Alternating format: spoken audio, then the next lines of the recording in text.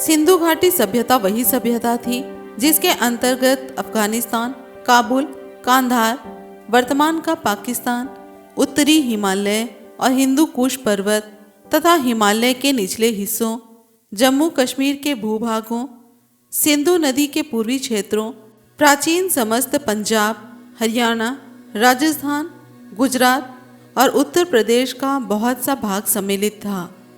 इस समस्त क्षेत्र में मोहनजोदड़ो, हड़प्पा, कालीबंगा, लोथल, चन्हूदड़ो और हस्तिनापुर में स्थित टीलों में पुरातत्व विभाग द्वारा उत्खनन कराया गया था। जय भीम, नमो बुद्धाय। आज हम बात करेंगे पुस्तक 28 बुद्ध और उनके अनुयायी से, अध्याय 8, हड़प्पा, मोहनजोदड़ो और बुद्ध धर्म। मोहनजोदड़ो टीला सिंधु के लरकाना जिले में डोकरी स्टेशन से 7 मील दूर है। हड़प्पा टीला पाकिस्तान के जिला मोंटगोमरी से 15 मील दक्षिण में है। कालीबंगा टीला के खंडहर राजस्थान में हनुमानगढ़ के निकट घग्गर नदी, जो कि प्राचीन सरस्वती है, उसके बाएं किनारे पर है। लोथल का टीला गुजरात के अहमदाबाद से 80 किलोमीटर दक्षिण में साबरमती नदी की घाटी में स्थित है। चन्हूदड़ो के खंडहर मोहनजोदड़ो से 80 मील दक्षिण में पूर्व में सिंध के नवाबशाह जिले में है। हस्तिनापुर के खंडहर उत्तर प्रदेश जिला मेरठ के उत्तर पूर्व में गंगा नदी के तट पर हस्तिनापुर गांव में और दिल्ली के उत्खनित खंडहर मंडावली में है। सिंधु सरस्वती सभ्यता के नाम से जाने गए इसी भूभाग में विदेशी लोग आकर बसे, जिन्हें कि बाद में आर्य कहा गया। इन आर्यों में कुल 12 आदित्य, 11 रुद्र, 8 वसु और 2 अश्वनी कुमार थे। इंद्र इनका सेनापति और वरुण इनका प्रथम शासक था। यहाँ बसे हुए मूल निवासियों असुरों अनार्यों पर आक्रमण किए गए तथा उनकी धन संपत्ति लूट ली और उनकी हत्या कर दी। यहाँ पर आपको ध्यान देना है कि जो असुर शब्द का प्रयोग हुआ है वो दास, दस्यु, पणी, नाग आदि हैं। उनके किले यानी कि गढ़ ध्वस्त कर दिए गए। ये आर्य यहाँ शासक बन बैठे। ऐसा नहीं है कि 33 देवताओं में सभी आर्य धर्म के पालन करता थे। कई देवता अनार्य धर्म यानी कि श्रमण धर्म के अनुयायी भी थे। देखा जाता है कि वैदिक मंत्रों में असुर समुदाय के अग्नि, मित्र और वरुण धर्म का उल्लेख हुआ है। उनमें अग्नि, वरुण और मित्र को बार बार सत्य धर्मा कहा गया है। मंत्रों में कई स्थानों पर वरुण व मित्र को ज्ञानी कहा गया है। ज्ञानी का आशय धर्म के यथार्थ स्वरूप को जानने वाले से है। ऐसे ही परवर्ती काल में बुद्ध धर्म को सच्चे धर्म और 28वें गौतम बुद्ध को सच्चे नाम से संबोधित किया गया है। बुद्ध को ज्ञानी भी कहते हैं। इस आधार से ये स्पष्ट होता है कि अग्नि, मित्र और वरुण सत्य धर्म यानी कि श्रमण धर्म के ही अनुयायी थे। अग्निदेव जो असुर राजा बल का पुत्र तथा वरुण देव भारतीय असुर प्रजाति के थे।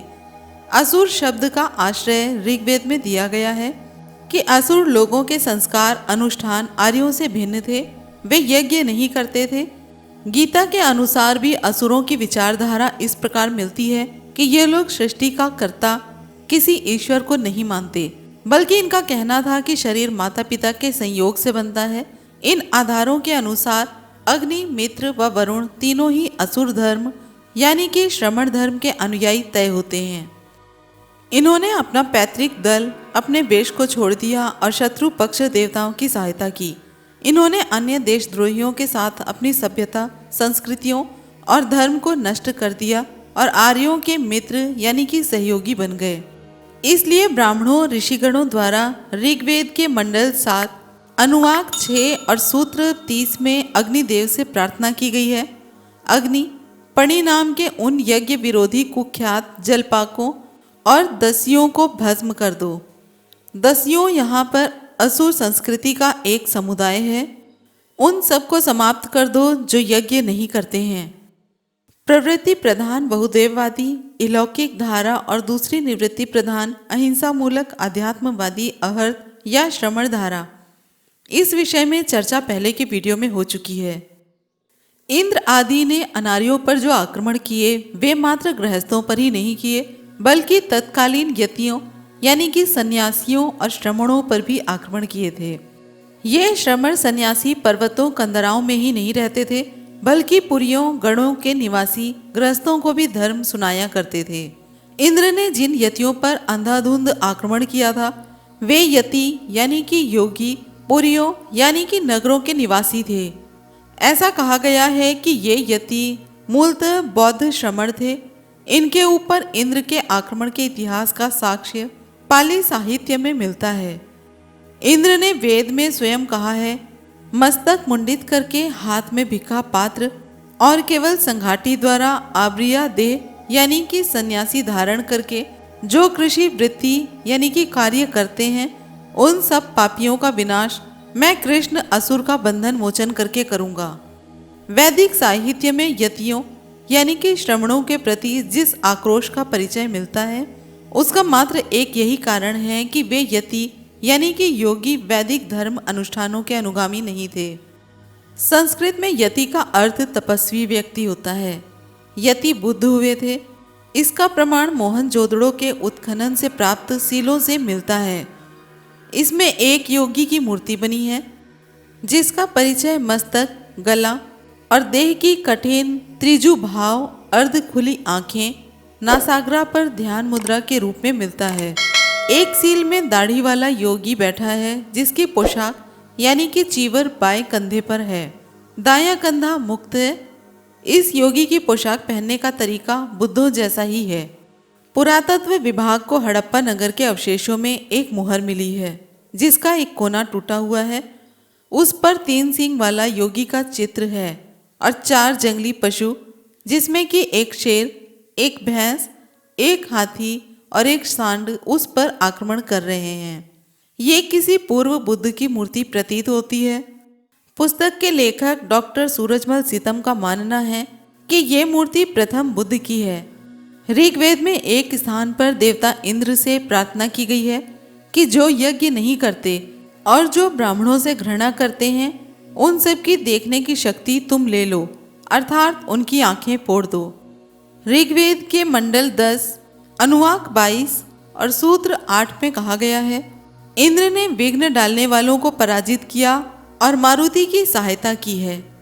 वैदिक मंत्रों में आदि निवासियों के सभी वर्गों यानी असुर, पड़ी, दस्यु आदि को यज्ञ न करने वाला, यज्ञ विरोधी और व्रातम यानी कि व्रात्य नामक अन्य धर्म को मानने वाला कहा गया है। सिंधु सभ्यता में अनेक सीलें प्राप्त हुई हैं। उन शीलों में अंकित योगी पोशाक वृत्त दिखता है, जैसा कि गौतम बुद्ध की मूर्तियां मिलती हैं।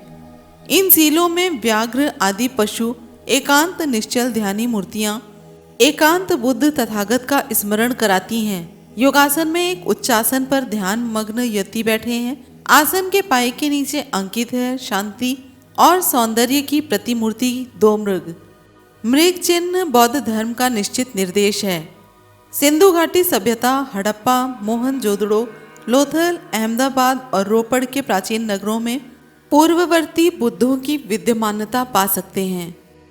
अब हम यहाँ पर मान सकते हैं कि सील में चित्रित योगी शिव नहीं हो सकता, क्योंकि बाघ अपना जबड़ा और पंजा फैलाए हुए योगी पर झपटने की मुद्रा में है। पशुपति शिव पर पशुओं के झपटने का औचित्य औचित्य नहीं जचता। सील में चित्रित बाघ योगी पर आक्रमण करते हुए बुरे विचारों का प्रतीक है, जो बोधि प्राप्ति संलग्न योगी को लक्ष्य से अक्सर भटकाया करते हैं। जबकि शिव की पहचान सिंगी, बैल, सर्प, त्रिशूल, डमरू और बाघ की चाम है। इनमें से एक भी चिन्ह सील पर चित्रित योगी के पास नहीं है। इसलिए निसंकोच इस चित्र में योगासन पर बैठे योगी पूर्ववर्ती बुद्धों के ही हो सकते हैं। इस लंबी व्याख्या से ये स्पष्ट होता है कि सिंधु सभ्यता वाले युग में जिन तपस्वियों यतियों पर आक्रमण किए गए, वे केश मुंडाए हुए, हाथ में भिक्षा पात्र लेकर घूमते हुए और संघाटी यानी कि चीवर धारण करने वाले थे। ये सभी भिक्षु वैदिक धर्म के अनुष्ठानों के विरोधी और विपश्यना करने वाले थे। इसी से सिद्ध होता है कि ये बुद्ध थे और वे बुद्ध धर्म के बहुजन हिताय, बहुजन सुखाय, लोकानुकंपाय, सार्वभौमिक, सार्वकालिक और सार्वजनीन गाह्य उपदेशों का प्रचार प्रसार कर रहे थे। अब प्रश्न उठता है कि ये बुद्ध कौन थे, कहाँ के थे, इनके माता पिता का क्या नाम था, उन्हें बोधि कहाँ प्राप्त हुई। तो इसका उत्तर है कि ये कौंडिन्य, मंगल, सुमन, रेवत और शोभित यानी कि शोभित बुद्ध थे। अब हम बात करेंगे इन 5 बुद्धों के जीवन परिचय के बारे में। सबसे पहले बात करेंगे कौंडिन्य के बारे में। ये 5वें बुद्ध थे। इनका जन्म स्थान रम्यवती नगरी था। इनकी लंबाई 88 रत्न यानी कि 7.4 इंच थी। इनके पिता का नाम सुनंद और माता का नाम सुजाता था। इनके आवास हेतु शुचि, सुरुचि और शुभ नामक 3 प्रसाद यानी कि भवन थे। इनकी पटरानी का नाम रुचि देवा और एक पुत्र विजित सेन नाम का था। इनका वंश महानाग कहा गया है। इन्होंने भी 4 निमित्त देखकर 28 वर्ष की आयु में रथ पर सवार होकर गृह त्याग किया और प्रव्रजित हुए। इन्होंने 10 माह तक शाल वृक्ष के नीचे कठिन तपस्या करके बोधि प्राप्त की। कौंडिन्य बुद्ध ने देवताओं के श्रेष्ठ नगर में धर्म चक्र प्रवर्तन किया। इनके प्रधान शिष्य भद्र और सुभद्र, प्रधान उपस्थाक अनिरुद्ध हुआ। तिष्या और उपतिष्या 2 प्रधान शिष्या हुई। ये चंद्राराम विहार में परिनिर्वृत्त हुए। इस परिनिर्वाण स्थल पर इनके चैत्य का निर्माण कराया गया। अब बात करेंगे मंगल नामक बुद्ध के बारे में। ये 6ठे बुद्ध थे। इनकी शरीर की लंबाई 7.4 इंच थी। इनका जन्म स्थान उत्तम नगर था। इनके पिता उत्तर और माता उत्तरा थी। यशस्वी नाम की इनकी पत्नी और सीवल नाम का एक पुत्र था। इन्होंने भी 4 निमित्त देखकर 25 वर्ष की आयु में गृह त्याग किया और नाग वृक्ष तले 8 माह से भी कम समय में बोधि प्राप्त कर ली। सबसे पहला प्रवचन इन्होंने श्रीवन में किया। इनके सुदेव और धर्मसेन नाम के 2 प्रमुख श्रावक और पालित नाम का व्यक्ति प्रधान उपासक था। शिवला और अशोका प्रधान श्राविकाएं थी। नंद और विशाख प्रमुख उपासक और अतुला और सुमना प्रधान उपासिकाएं थी। इन्हें वत्सर नामक उद्यान में परिनिर्वाण प्राप्त हुआ और यहाँ भी एक स्तूप का निर्माण किया गया है। अब बात करेंगे सुमन बुद्ध के बारे में। सुमन बुद्ध 7वें बुद्ध थे। इनके शरीर का कद 7.6 इंच था। इनके जन्म स्थान का नाम मेखल नगर था। पिता का नाम सुक्त और माता का नाम सिरिमा था। इनकी रानी का नाम अवंतसिका था और पुत्र का नाम अनुपम। 25 वर्ष की आयु में इन्होंने गृह त्याग किया और इन्होंने नाग वृक्ष के नीचे 10 माह में बोधि प्राप्त की। इन महावीर बुद्ध ने मेखल नगर में धर्मचक्र प्रवर्तन किया। ये धर्मोपदेश के द्वारा जन का कल्याण करते हुए अंगाराम विहार में परिनिर्वाण को प्राप्त हुए। इनकी स्मृति में स्तूप बनाया गया। अब बात करेंगे रेवत बुद्ध के बारे में। यह 8वें बुद्ध थे। इनकी लंबाई 6.8 इंच थी। इनका जन्म सुधान्यवती नगरी में पिता विपुल और माता विपुला के घर हुआ। इनकी पत्नी का नाम सुदर्शना तथा पुत्र का नाम वरुण था। इन्होंने वही 4 निमित्त देखकर 17 वर्ष की आयु में गृह त्याग किया।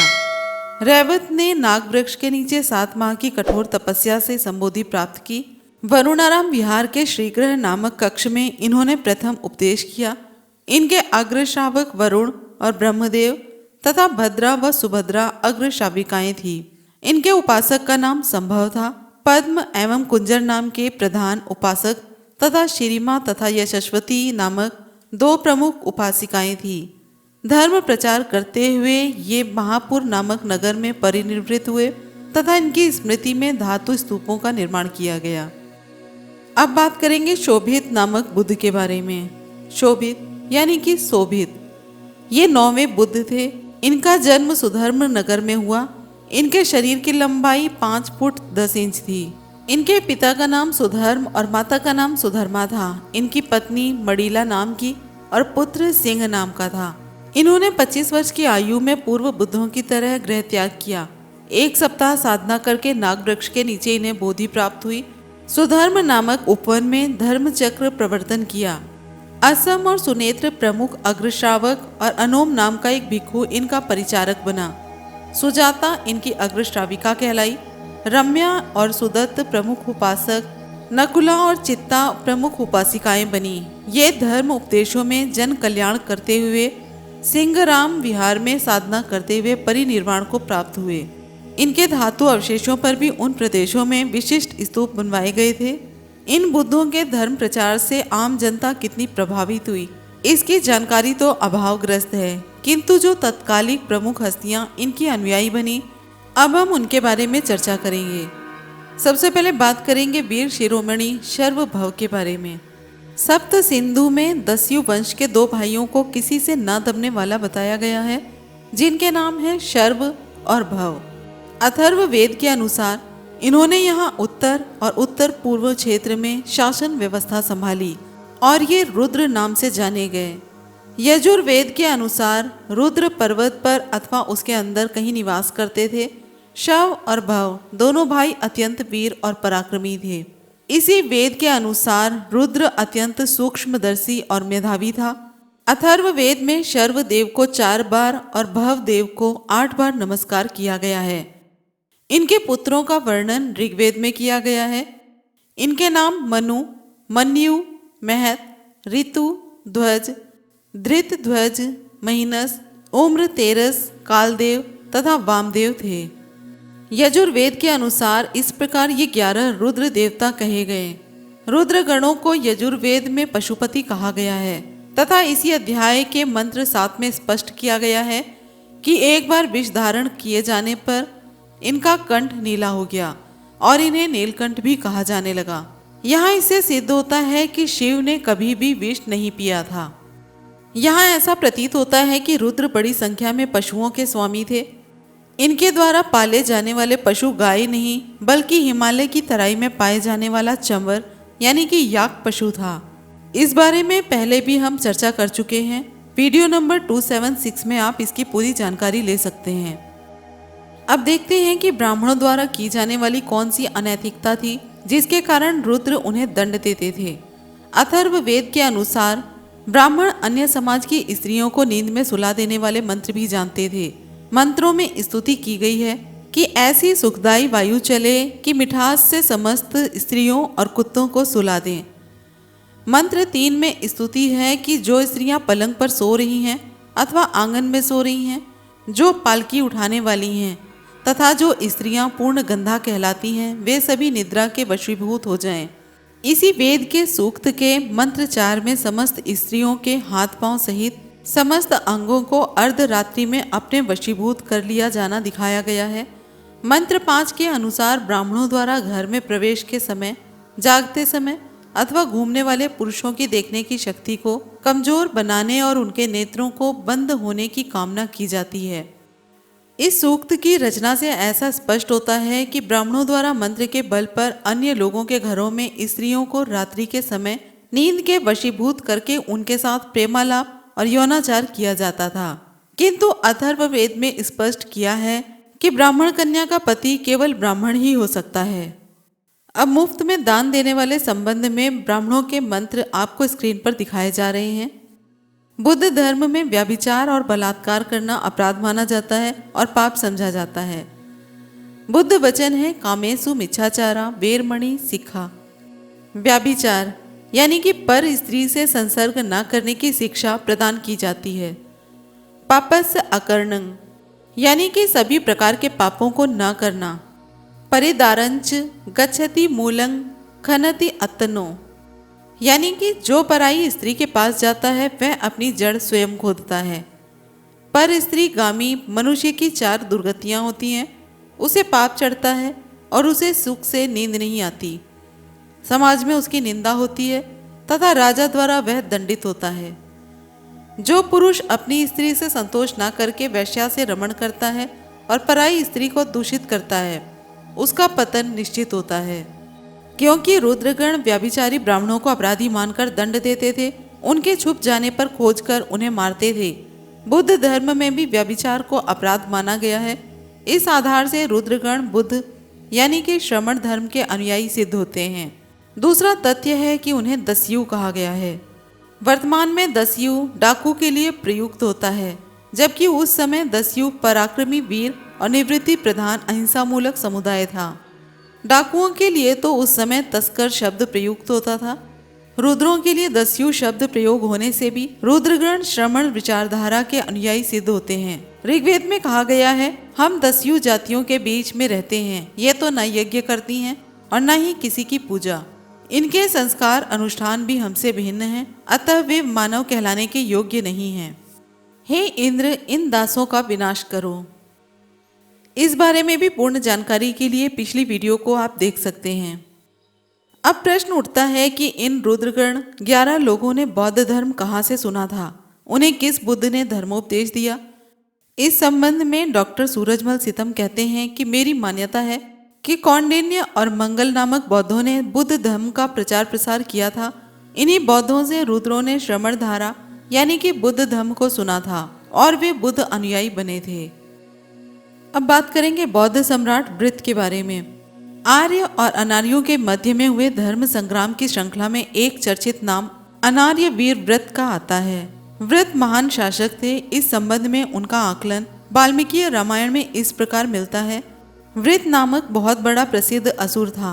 लोक में उसका बहुत आदर था। वह तीनों लोगों को आत्मीयता समझकर प्यार करता था और सबको स्नेह भरी दृष्टि से देखता था।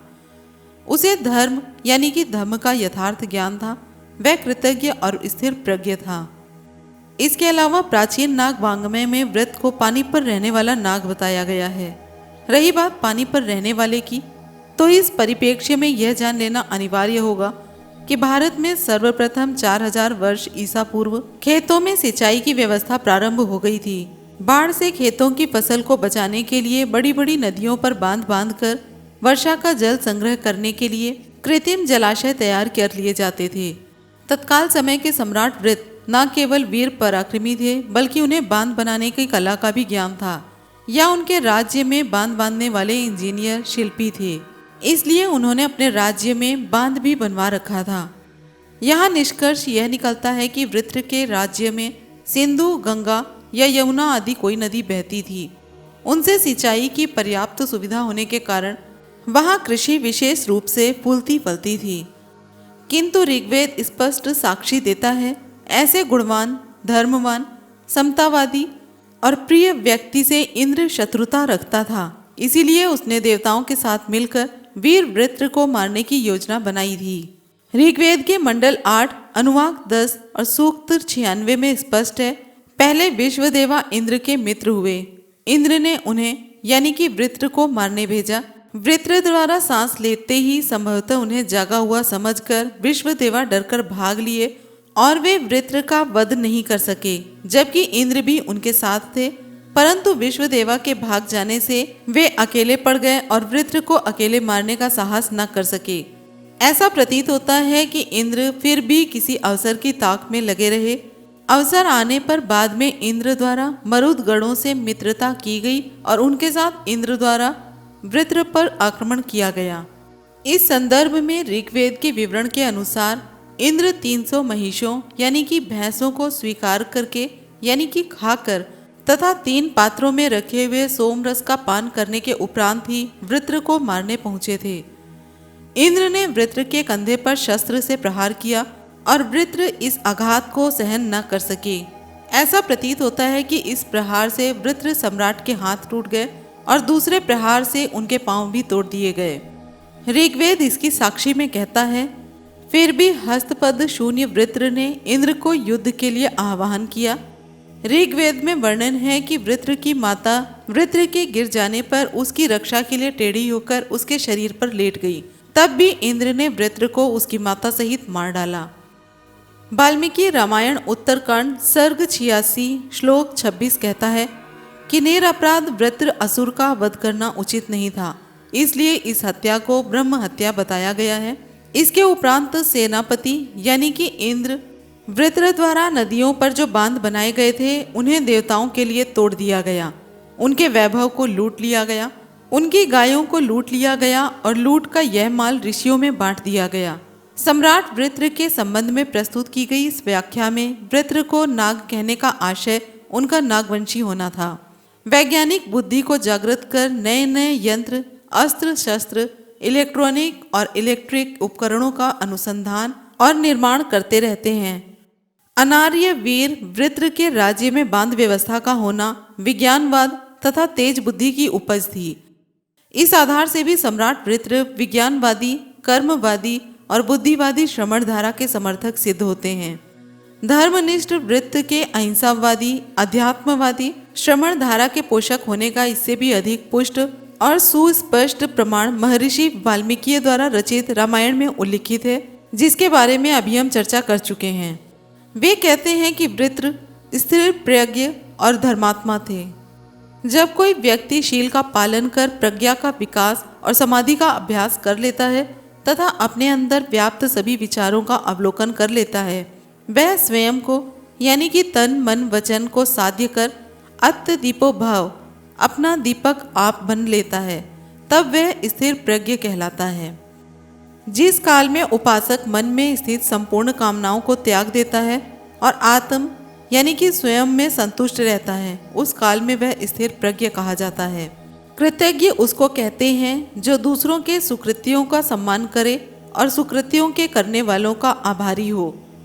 अब यहाँ संक्षेप में धम्म के यथार्थ स्वरूप को प्रस्तुत किया जा रहा है। तथागत बुद्ध ने अंगुत्तर निकाय में कहा है कि विद्या से भी बढ़कर प्रज्ञा होती है। उन्होंने इन दोनों को भिन्न भिन्न माना है। इस परिप्रेक्ष्य में बुद्ध ने राजगृह के समीप बेलूवन आराम गृह कलंदक निवाप में वर्षाकार ब्राह्मण को स्पष्ट किया था। प्रज्ञावान के 4 गुण हैं। पहला, वह जिस विषय पर मन को लगाना चाहे लगा सकता है, जिस विषय से मन को चाहे रोक सकता है। दूसरा है, वह जिस संकल्प को मन में उत्पन्न होने देना चाहे उत्पन्न होने देता है और जिसे ना उत्पन्न होना देना चाहे उसे उत्पन्न नहीं होने देता। तीसरा, वह जब चाहे बिना किसी कठिनाई के चारों लोकोत्तर ध्यानों को प्राप्त कर सकता है जो जीवन में सुख के विहार के लिए हैं। और चौथा है, वह इसी जन्म में आसन्नों को यानी कि तृष्णाओं का क्षय कर देता है। आसन्न क्षय ज्ञान को प्राप्त हो चित्त की विमुक्ति यानी कि निर्वाण को प्राप्त कर उसमें विहरता है, उसे ही स्थिर प्रज्ञ कहा जाता है। जिस व्यक्ति की इंद्रियां यानी कि स्कंध इंद्रियों के विषयों यानी कि शब्द, रूप, रस, गंध और स्पर्श से सभी प्रकार से निग्रह यानी कि पृथक की हुई हैं, उस व्यक्ति की प्रज्ञा स्थिर है। जिस क्षण में यह व्यक्ति मन में स्थित संपूर्ण कामनाओं को भली भांति त्याग देता है और स्वयं से स्वयं में ही तृप्त रहता है, वह उस समय में स्थिर प्रज्ञ कहा जाता है। ये सभी व्याख्या बौद्धों की हैं। इससे सिद्ध होता है कि सम्राट वृत्र बौद्ध यानी कि श्रमण धारा के अनुयायी थे। धर्मात्मा शब्द अर्थात धर्म प्लस आत्मा 2 शब्दों का मेल है। यहाँ आत्मा शब्द का अर्थ है व्यक्ति, जो धर्मवान शब्द का पर्याय है। पाली वाङ्मय में इसे धम्मधर यानी कि धर्म धारण करने वाला कहा गया है। इससे धर्मात्मा शब्द का स्पष्ट अर्थ होता है कि धर्म का आचरण करने वाला व्यक्ति, धर्म का अनुकरण करने वाला व्यक्ति। अब प्रश्न उठेगा कि धर्म क्या है, किस प्रकार के नियमों को धर्म कहा गया है। इसका उत्तर है सार्वभौमिक, सार्वकालिक और सार्वजनित सिद्धांत। सार्वभौमिक का अर्थ ग्लोब के समस्त भूमि क्षेत्र में चाहे कोई भी देश का व्यक्ति हो उसे शहर से स्वीकार करें। सार्वकालिक का आशय सभी काल में चाहे जो काल हो उस समय के व्यक्तियों को वे नियम मर्यादाएं स्वीकार हों। सर्वजनीन शब्द का तात्पर्य ऐसे धर्म नियम से है जो सभी व्यक्तियों चाहे मुस्लिम हो, हिंदू हो, जैन हो, बौद्ध हो, सिख हो, ईसाई हो, पारसी हो या कोई भी हो, इन पर बिना जाति भेद, बिना रंग भेद के एक साथ लागू हों। धर्म का नियम करुणा मैत्री करना है और स्वयं पर संयम करना है। शीलवान बनाना है, शीलवान बनना है, अहिंसक बनाना है, चोरी, ठगी, राहजनी, डकैती, जेब कतरी से विरत रहना है, व्यभिचार ना होना है, चुगली बकवाद ना करना, अहितकर वचन ना बोलना, निंदा ना करना है, नशीली वस्तुओं और द्रव्यों का सेवन ना करना है। इस प्रकार धर्मात्मा का अर्थ ये हुआ कि यदि आप अपना बंगला बना रहे हैं तो दूसरों की झोपड़ी ना तोड़ें। यदि अपनी कार के लिए चौड़ा रास्ता चाहते हैं तो पड़ोसी की साइकिल के लिए रास्ता भी ना रोकें। यदि आप दूसरों से आदर की अपेक्षा करते हैं तो दूसरों का सत्कार भी करें। यदि आप सुखी रहना चाहते हैं तो दूसरों को सुखी रहने दें। यदि आप जीना चाहते हैं तो दूसरे को अभय होकर जीने दें। यदि आप अच्छा खाते हैं तो दूसरों को भी अच्छा खाने दें। यदि आपके पास टीवी, फ्रिज, मोबाइल आदि है तो पड़ोसी के घर आई वॉशिंग मशीन से द्वेष ना करें। दूसरों की कमाई से द्वेष ना करें। बिना वेतन पाए दूसरों की कमाई का हिसाब ना लगाएं। स्वयं भी बोलें और दूसरों को भी बोलने दें। यदि आपको अपने बच्चे प्रिय हैं तो दूसरों के बच्चों से घृणा ना करें। यदि आपके पास 36 व्यंजन भोग हैं तो पड़ोसी या मित्र के भूखे परिवार को थोड़ा सा देकर खाएं। धर्मालयों और भिक्षु संतों को दान दें। सम्यक रोजगार से जीवन निर्वाह करें। क्षमाशील हों, आज्ञाकारी हों, श्रमणों यानी कि सदाचारियों के दर्शन करते रहें और उचित समय पर धर्म चर्चा यानी कि सत्य संग वाणी सुने। प्रतिष्ठावान बने, विनम्र हों, स्वयं में स्वयं से संतुष्ट रहें। कृतज्ञ यानी कि अपने साथ भला करने वाले एहसानमंद रहें तथा उचित समय पर जब आपको दैनिक चर्चा से छूट मिले तब धर्म चर्चा सुने। इस प्रकार विस्तार में धर्मात्मा शब्द का अर्थ है।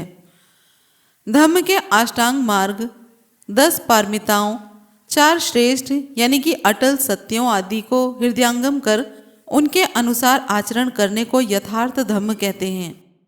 इस यथार्थ धम्म के अनुसार आचरण करने वाला स्वयं जिए, अन्यों को भी जीने देने वाला, मैत्री, करुणा करने वाला, स्वयं प्रकाशमान रहना और अन्यों को भी उस प्रकाश का भागीदार बनाने वाला धर्मधर यानी कि धर्म जानने वाला कहलाता है।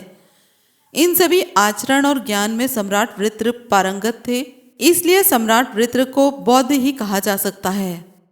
यहाँ वाल्मीकि रामायण से उद्धृत पंक्तियों में सम्राट को निरापाद यानी कि निर्दोषी ही कहा गया और उनकी हत्या को ब्रह्म हत्या यानी कि धर्मवान व्यक्ति की हत्या कहा गया है। यहाँ प्रयुक्त निरापराध शब्द उन्हें कुशल आचरण वाला घोषित करता है, जिसके समस्त आचरण कुशल हो और जिसकी प्रवृत्ति कुशल हो, उसका कुछ भी अकुशल कार्य न रहे, वह बुद्धों की भाषा में श्रमण धम्मधर होता है। इस प्रकार भी सम्राट वृत्र बुद्ध धर्म के उपासक ही सिद्ध होते हैं। अब यहाँ दुष्ट प्रवृत्ति वाले इंद्र द्वारा किए गए कुकृत्य धम्मधर वृत्र की हत्या पर गौर करें। आप ही निर्णय दें कि किसी भी धम्मधर की हत्या करना पाप है अथवा नहीं। स्थिर प्रज्ञ सम्यक आचरण करने वाले का यदि वध किया जाए तो क्या पाप नहीं होगा और हत्यारा भी पापी नहीं होगा? आप भले ही उत्तर ना दें, किंतु सब जानते हैं कि किसी भी प्राणी की हत्या करना महापाप है और धर्म पर आरूढ़ मानव की हत्या करना तो जघन्य अपराध और पाप है। ऐसी हत्या करने वाला पापी और पाप दोनों ही अक्षम्य हैं। अब यहाँ पर प्रश्न उठता है कि सम्राट वृत्र ने धम्म के यथार्थ स्वरूप को कहाँ से और किस बुद्ध से जाना? उन्होंने स्थिर प्रज्ञ होने की यह विपश्यना विधि समाधि यानी कि साधना को कहाँ से सीखा? सम्राट वृत्र के समकालीन कोई ना कोई बुद्ध अवश्य ही धम्म ज्ञान सिखाते होंगे, अन्यथा बिना किसी श्रमण बुद्ध के एक सांसारिक गृहस्थ निभाने वाले व्यक्ति राजनीतिक गतिविधियों में लिप्त शासक का उच्च स्तर का धम्मधारी होना संभव नहीं है। चूंकि इस समय से 5 बुद्ध हुए हैं तो ये माना जा सकता है कि रेवत नामक बुद्ध से ही सम्राट वृत्र ने धम्म श्रवण किया था। अब बात करेंगे धर्मयोगी कृष्ण के बारे में। ऋग्वेद मंडल 8 अनुवाक 10 सूक्त 96 में कृष्ण नाम के असुर का वर्णन उपलब्ध होता है।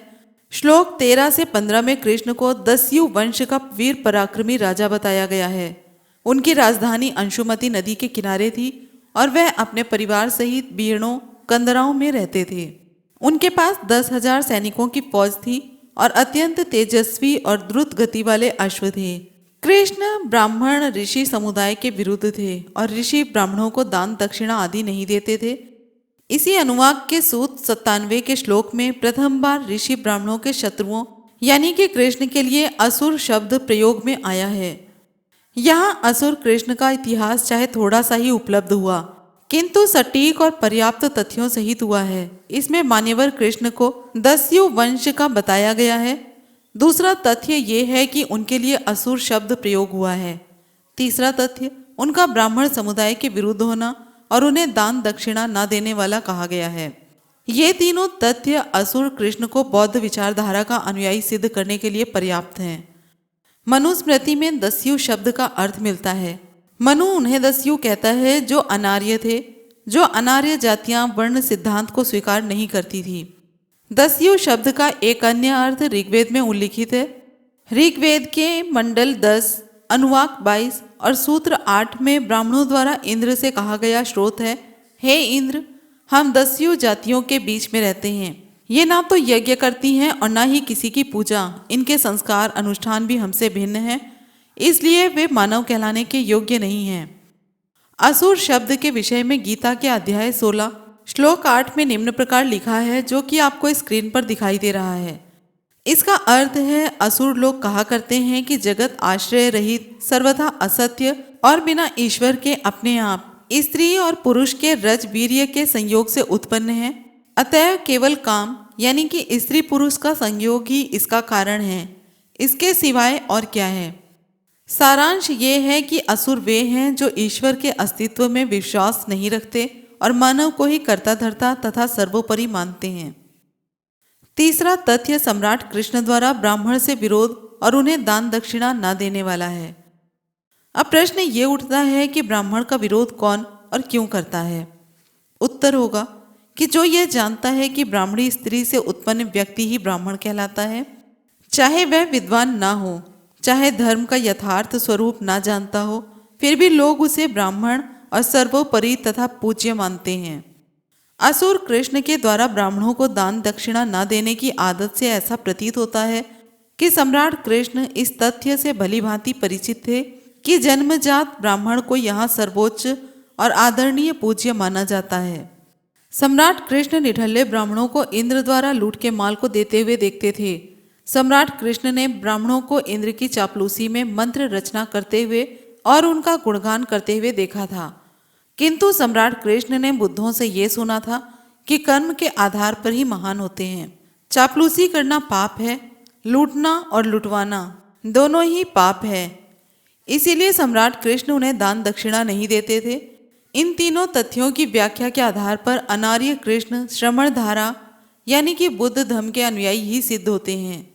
यहीं पर यह बताना भी अनिवार्य है कि भारतवर्ष में सुदूर अतीत में जब से मानवीय सभ्यता धर्म संस्कृति का इतिहास मिलना शुरू होता है, तभी से दो संस्कृति धारा साथ साथ प्रवाहित होती मिलती हैं, जिसकी चर्चा हम पहले के वीडियो में कर चुके हैं।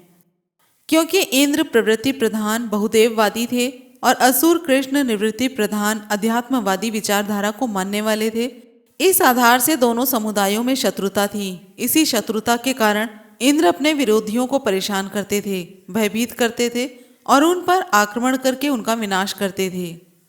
ऐसी कई ऋचाएं वेद में उपलब्ध हैं, जैसे इंद्र, तुमने नमुची असुर राजा का मस्तक चूर्ण किया। इंद्र ने यज्ञहीन शंबर पिप्र की हत्या की। ऋग्वेद में वर्णन है कि इंद्र ने सम्राट वृत्र के राज्य में नदियों पर बने बांधों को तोड़ दिया था। इस कारण विपुल जल भंडार प्रवाहित हो गया। ऐसा आभास होता है कि इस जल से नदियों में बाढ़ आ गई और अंशुमती नदी में भी उफान आ गया। इससे सम्राट कृष्ण असुर की प्रजा भयभीत होने लगी। तब असुर कृष्ण ने अपनी प्रजा को कंदराओं में छुपाकर उनकी रक्षा की। इससे ये निष्कर्ष निकलता है कि असुर कृष्ण की इस कथा को देवता ईश्वरवादियों ने ऋग्वेद से अपहरण करके द्वापर युगीन यशोदा पुत्र कृष्ण से जोड़ दिया कि उन्होंने पर्वत उठा लिया। इंद्र ने बहुदेववादी होने और ऋषि ब्राह्मणों की प्रार्थना पर अनेक अनार्य असुर राजाओं पर ही नहीं, यतियों यानी कि योगियों पर भी आक्रमण किए और उनका वध किया। इंद्र ने जिन यतियों पर अंधाधुंध आक्रमण किया था, वे यति यानी कि योगी पुरियों के निवासी थे। ये यति मूलतः बौद्ध यानी कि श्रमण थे। इंद्र के आक्रमण के कारण इतिहास का साक्ष्य पाली साहित्य में भी मिलता है। वैदिक साहित्य में यतियों के प्रति इंद्र के जिस आक्रोश का परिचय मिलता है, उसका मात्र एक कारण ये है कि ये यति वैदिक धर्म अनुष्ठानों के अनुगामी नहीं थे। इससे भी ये निष्कर्ष निकलता है कि कृष्ण बौद्ध थे यानी कि श्रमण योगी थे और उन यतियों में से थे जिन पर इंद्र ने आक्रमण किया था। इससे भी सटीक प्रमाण महाकृष्ण जातक में इस प्रकार मिलता है कि इंद्र ने मातली को भयंकर काले कुत्ते में रूपांतरित कर ओशिनर राजा के राज्य में सकल लोगों को भय दिखाना शुरू कर दिया। राजा द्वारा इसका कारण पूछने पर इंद्र ने कहा, वे पापियों का विनाश करने और धर्म प्रतिष्ठा के लिए आए हैं, अतएव ये काला कुत्ता मात्र पापियों को ही काटेगा। राजा के पुनः पूछने पर कि पापी कौन है, इंद्र ने उत्तर दिया, जो मस्तिष्क यानी कि सिर मुंडित कर हाथ में भिखा पात्र लिए घूमते हैं, केवल संघाटी यानी कि चीवर द्वारा नारंगी काशाई देह धारण करके रहते हैं, सो असुर यानी कि कृष्ण का बंधन मोचन करके रहूंगा। इससे आगे सम्राट कृष्ण वध का वृतांत इस प्रकार है। जैसा कि आप सुन चुके हैं कि कृष्ण ऋषि ब्राह्मणों का दमन करते थे, इसलिए इंद्र से ऋषि ब्राह्मणों ने मारने की प्रार्थना की। तब इंद्र ने आश्वासन दिया, मैंने द्रुतगामी कृष्ण को अंशुमती नदी के गुण स्थान के विस्तृत प्रदेश में विचरण करते देखा है। इन तथ्यों की पुष्टि करने के लिए आप ऋग्वेद के मंडल 8, अनुवाक 10 और सूत्र 96, मंत्र 13 और 14 में देख सकते हैं। इंद्र ने सम्राट कृष्ण का विनाश करने के लिए मरुद गणों की सहायता ली और मरुद गणों ने कृष्ण का सेना सहित विनाश किया। जो बच गए वे यज्ञ रहित और यज्ञ विरोधी लोग पलायन कर गए, जो कि आप ऋग्वेद के मंडल 1, अनुवाक 33, सूत्र 4, मंत्र 5 में देख सकते हैं। इस व्याख्या से यह स्पष्ट होता है कि सम्राट कृष्ण वास्तव में कृष्णकाय यानी कि काले रंग के वैदिक युग के स्थानीय असुर नायक थे और इन्होंने आर्यों के आक्रमण से मातृभूमि की रक्षा के लिए संग्राम किया। इस प्रकार वे मातृभूमि के लिए लड़ते लड़ते बलिदान हो गए। ऋग्वेद में यदु के पुत्रों के कुल को यदुकुल बताया गया है। इन यदुओं की चल संपत्ति गाय पशु थी। पाली भाषा में लिखित जातक कथाओं में भी कृष्ण का यदु कुल के रूप में वर्णन किया गया है। इससे स्पष्ट होता है कि ययाति का पुत्र यदु वेदकालीन था और असुर कृष्ण भी वेदकाल में हुए हैं, अतः दोनों समकालीन थे। इस आधार से ऋग्वेदकालीन कृष्ण असुर ही यदुवंशी कहे जा सकते हैं। ये कृष्ण ही गायों के स्वामी थे। ऐसा प्रतीत होता है कि आर्यों ने इस अनार्य असुर कृष्ण की कथा को अपहरण करके द्वापर युगीन कृष्ण यशोदा के पुत्र से जोड़ दिया। गीता के अध्याय 4 श्लोक 1 के अनुसार सूर्य योग विद्या जानते थे। सूर्य ने यह अपने पुत्र वैवस्त मनु को प्रदान की और मनु ने अपने पुत्र राजा ओकाक को। गीता में इस ज्ञान को बताने वाले का नाम कृष्ण बताया गया है। अर्जुन ने इस पर शंका करते हुए इसी अध्याय के श्लोक 4 में पूछा था, आपका जन्म तो अभी हाल का है और सूर्य का जन्म बहुत प्राचीन है। आपका जन्म कल्प के आदि में हो चुका था। मैं इस बात को कैसे मानूं कि आपने ही इस योग को कल्प के आदि में सूर्य से कहा था। हालांकि श्री कृष्ण ने ईश्वर अवतार की आड़ में अर्जुन को घुमा दिया था, किंतु इससे निष्कर्ष निकलता है कि योग विद्या के जानकार आदि युगीन सिंधु सभ्यता के असुर कृष्ण ही थे। यहाँ कल्प आदि से भी देवताओं वाले युग वेद काल का अर्थ ही स्पष्ट होता है। वेवस्वान सूर्य भी ऋग्वेद कालीन थे। उनका पुत्र वैवस्त मनु भी सूर्य की दूसरी पीढ़ी थी। सो उसी समय सूर्य ने अपने पुत्र को योग विद्या सिखाई थी। इसके बाद मनु ने अपने पुत्र यानी कि तीसरी पीढ़ी में ओकाक को यह ज्ञान सिखाया था। ये सूर्य देवता थे और 33 देवता भी वेद काल में हुए थे। इस व्याख्या से यह सिद्ध होता है कि यह योग ज्ञान सूर्य देव को उनके समकालीन असुर कृष्ण ने सिखाया था, द्वापर युगीन यशोदा पुत्र कृष्ण ने नहीं। यहाँ यह बात स्मरण दिलाना अनिवार्य है कि देवताओं के सेनापति यानी कि इंद्र ने असंख्यों अनार्यों असुरों का वध किया था। ऋग्वेद ऐसे हत्याकांडों से भरा पड़ा है। इस अध्याय का नायक असुर समुदाय का सम्राट कृष्ण असुर ही इंद्र का शत्रु था। सन 1970 के दशक में छपी गीता पुस्तक में एक श्लोक था, नाना शास्त्र पठेन लोके नाना दैवत पूजनम बिन्ही ज्ञान पार्थ सर्व कर्म निरर्थकम। इसका अर्थ है, चाहे अनेक शास्त्र लोग पढ़ लें, चाहे अनेक देवताओं को पूजें, बिना योग ज्ञान के सारे कर्म निरर्थक ही हैं। इस श्लोक से स्पष्ट हुआ कि यह श्लोक असुर कृष्ण को कहा था और कृष्ण यहाँ शास्त्रों और देवताओं का विरोध कर रहे हैं। अब यहाँ प्रश्न उठता है कि आर्यों के ईश्वर के अवतार श्री कृष्ण आर्यों के देवताओं और शास्त्रों की निंदा क्यों करेंगे? संभव ही नहीं होता। अतः प्रतीत होता है कि यह वचन यशोदा के पुत्र कृष्ण के नहीं बल्कि असुर कृष्ण के द्वारा ही कहे गए थे। इस वचन से भी योगी कृष्ण श्रमण विचारधारा के पोषक सिद्ध होते हैं, क्योंकि श्रमण धारा के बौद्ध भी ईश्वर और उनके अवतार तथा देवताओं शास्त्रों में आस्थावान नहीं होते। ऐसा प्रतीत होता है कि धर्मयोगी कृष्ण ने सुमन नामक बुद्ध से धर्म दीक्षा पाई थी। ऐसे ही यतियों में असुर सम्राट कृष्ण थे, जिन्होंने सूर्य को यानी कि विवस्वान को धर्म उपदेश किया था, जो कि गीता के अंदर है। अब बात करेंगे ब्राह्मण विरोधी सम्राट नहुष के बारे में। सम्राट नहुष पुरुरवा के पौत्र और आयुष के पुत्र थे। सम्राट नहुष बड़े धर्मात्मा थे। नहुष के साथ ब्राह्मणों के टकराव का वर्णन महाभारत के वन पर्व और उद्योग पर्व में हुआ है। उद्योग पर्व के अनुसार सम्राट वृत्र की हत्या के बाद इंद्र कहीं छुप गए। इंद्र के छुप जाने से इंद्र पद रिक्त हो गया और इससे देवताओं में बड़ा हाहाकार मच गया। इंद्र को पुनः बुलाया गया, किंतु इंद्र सम्राट नहुष की शक्ति से बहुत डरते थे, इसलिए उन्होंने आने से इनकार कर दिया। ऋषि और देवताओं ने इंद्र बनने के लिए नहुष से जाकर प्रार्थना की। पहले तो नहुष ने मना किया, लेकिन वो बाद में राजी हो गए। सत्तारूढ़ होने के पश्चात नहुष ने सोचा कि सप्त ऋषियों को मेरी पालकी उठाकर ले जाने में क्या हर्ज है। तदनुसार उस दुरात्मा, अधर्मी, अत्याचारी, मदांध, स्वेच्छाचारी ने ऋषियों को अगस्त्य ऋषि सहित अपने वाहन में जोत दिया और उन्हें चलने का आदेश दिया। अतएव नहुष की आज्ञा से सप्त ऋषि नहुष की पालकी लेकर चले। पापी नहुष को ढोते हुए जब शुभ्र ब्राह्मण और ऋषिगण थकने लगे तो उन्होंने कठिनाई हल करने के लिए कहा, वास्तव आप सभी योद्धाओं में श्रेष्ठ हैं। क्या आप उन ब्राह्मण ग्रंथों का आदर करते हैं जो राजा के लिए यानी कि पशु बलि के समय पढ़े जाते हैं? नहुष ने पांव मारते हुए कहा, नहीं। ऋषियों ने प्रतिवाद किया और कहा, हम इन मंत्रों को श्रेष्ठ समझते हैं जिनका हमारे पूर्व महर्षि पाठ करते थे।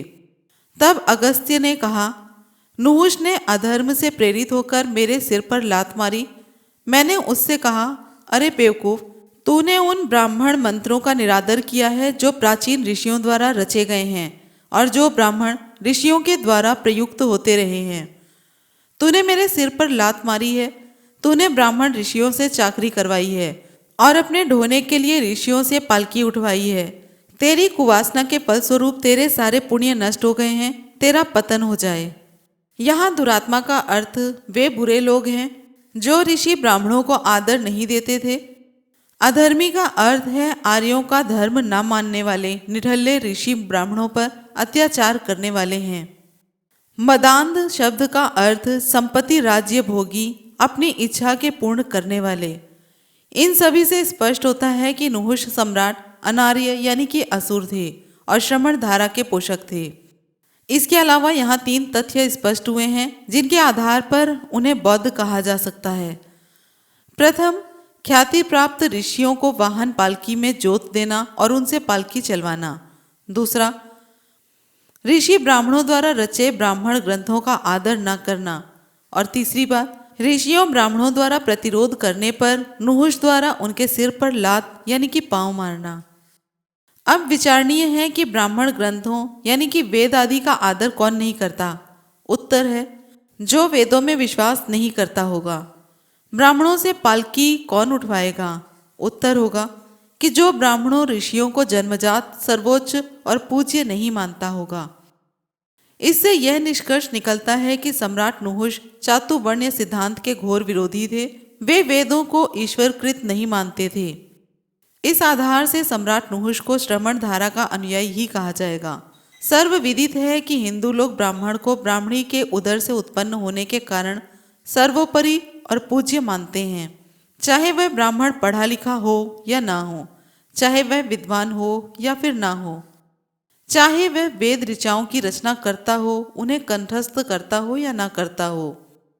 ऋग्वेद में इस संबंध में ऋषि मेध्य कर्णव द्वारा रचित श्रोत में कहा है, चूंकि यजमान को इस विषय में कोई जानकारी नहीं होती है, अतः आवश्यक नहीं है कि प्रत्येक स्तोता यानी कि ब्राह्मण स्तोत्र कहे। स्तोत्र कहने से भिन्न कार्य करने वाले ब्राह्मण भी स्तोता ही माने जाएंगे। तुलसीदास भी उत्तरकांड दोहा 99, दोहा 33 और दोहा 44 की चौपाई में इस बात का समर्थन करते हैं, जो कि आपको स्क्रीन पर दिखाई दे रहा है। इसका अर्थ है, ब्राह्मणी से उत्पन्न व्यक्ति चाहे अनपढ़ हो, स्वार्थी हो, व्याभिचारी हो, दुराचरण करने वाला हो, मूर्ख हो, नीच ही क्यों ना हो, चाहे श्राप देता हो, पीटता हो, ऐसा ब्राह्मण आदरणीय और पूजनीय है। यदि शील और गुणों से हीन भी हो तो भी ब्राह्मण पूजा के योग्य है। शूद्र चाहे अनेक गुणों से युक्त हो, ज्ञान में निपुण हो, किंतु आदरणीय नहीं है। यदि कोई पुण्य प्राप्त करना चाहता है तो संसार में एक ही पुण्य है कि मन, कर्म और वचन से ब्राह्मण के पांवों की पूजा करनी चाहिए। किंतु बौद्ध धर्म में ऐसा नहीं है। वहाँ जन्मजात का कोई महत्व नहीं है, उसमें कर्म ही प्रधान है। वहाँ जन्मजात कोई भी ऊंचा और नीचा नहीं माना जाता। न जच्चा होतु ब्राह्मणों, न जच्चा होतु बत्सलो, कमुना होतु ब्राह्मणों, कमुना हेतु बत्सलो। जन्म से कोई ब्राह्मण नहीं होता, जन्म से कोई नीचा नहीं होता। मानव कर्म से ही ऊंचा बनता है और कर्म से ही नीच यानी कि निकृष्ट होता है। 28वें बुद्ध गौतम ने कहा है, मैं ब्राह्मणी माता से पैदा होने के कारण किसी को ब्राह्मण नहीं कहता। भगवान बुद्ध के इस पद का आशय यही है कि जन्म से सभी लोग केवल मानव ही उत्पन्न होते हैं। बाद में कर्मों के आधार पर कोई पंडित होता है, कोई वैश्य यानी कि व्यापारी, कोई सेना में भर्ती होकर क्षत्रिय यानी कि सैनिक बनता है। जब ब्राह्मणी से उत्पन्न पुत्र ने धर्म सीखा ही नहीं, शास्त्रों का अध्ययन किया ही नहीं और उन शीलों का पालन किया ही नहीं, तब उसे पंडित कैसे कहा जा सकता है। ठीक इसी प्रकार अनार्य सम्राट नहुष भी ब्राह्मणों को जन्मजात ऊंचा नहीं मानते थे, उन्हें आदर नहीं देते थे। इनके द्वारा रचित मंत्रों का वे आदर नहीं करते थे, इसलिए उन्होंने उनसे अपनी पालकी उठवाई। जन्मजात ब्राह्मण अगस्त्य को लात मारी थी। इस आधार से सम्राट नहुष बौद्ध श्रमण धारा के अनुयायी सिद्ध होते हैं। ऐसा प्रतीत होता है कि उन्होंने अपने राज्य में प्रचार प्रसार करने वाले शोभित यानी कि शोभित नामक बुद्ध से ही ज्ञान प्राप्त किया था। तो ये था 28 बुद्ध और उनके अनुयायी भाग 8, जिसके लेखक हैं डॉक्टर सूरजमल सितम जी। 9वां भाग लेकर फिर से जल्दी ही आएंगे। वीडियो पसंद आई हो तो लाइक, कमेंट, शेयर करें और चैनल को सब्सक्राइब करें। फिर मिलते हैं अगले वीडियो में। जय भीम, नमो बुद्धाय, जय संविधान।